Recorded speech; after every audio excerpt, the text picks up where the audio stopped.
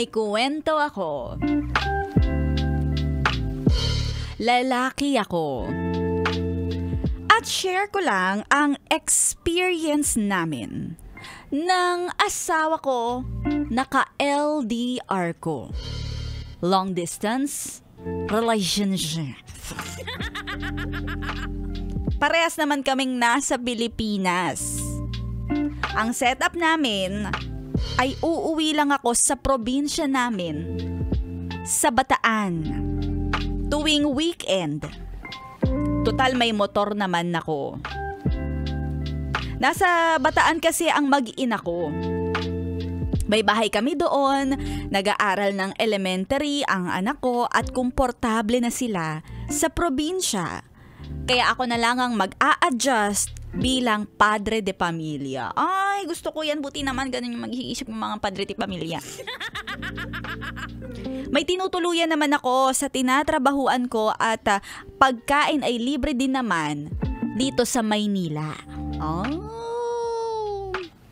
Kaso sa totoo lang, may mga panahon na hindi kinakaya ng katawan ko ang pagod. Tapos uuwi ako linggo-linggo sa probinsya. Nakakapagod kaya magmotor hanggang Bataan. Grabe. Lalo pat manaka-naka ang pag-ulan ngayon. Kaya nga nagigilty ako kapag yung asawa ko minsan humihirit at sasabihin, ano ba yan? Wala ka na naman dito. 2 araw na nga lang yung ini-stay mo dito. Nako, ganun na ganun yung misis mo.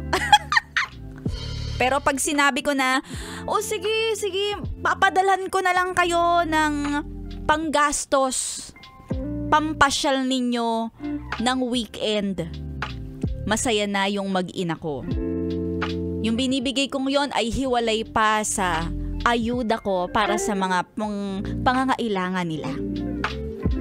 Rarakit na lang ako at momotor, maghahatid sundo, mag-extra service. Oo, extra income, ganun. Para nga naman may extra income ako. Kaya minsan, twice a week na lang akong umuwi. Halos araw-araw, aaminin ko na mimiss ko talaga ang mag-ina ko. Pero tinitiis ko yung hirap, pati yung pananabik ko, para lang mabigyan sila ng magandang buhay.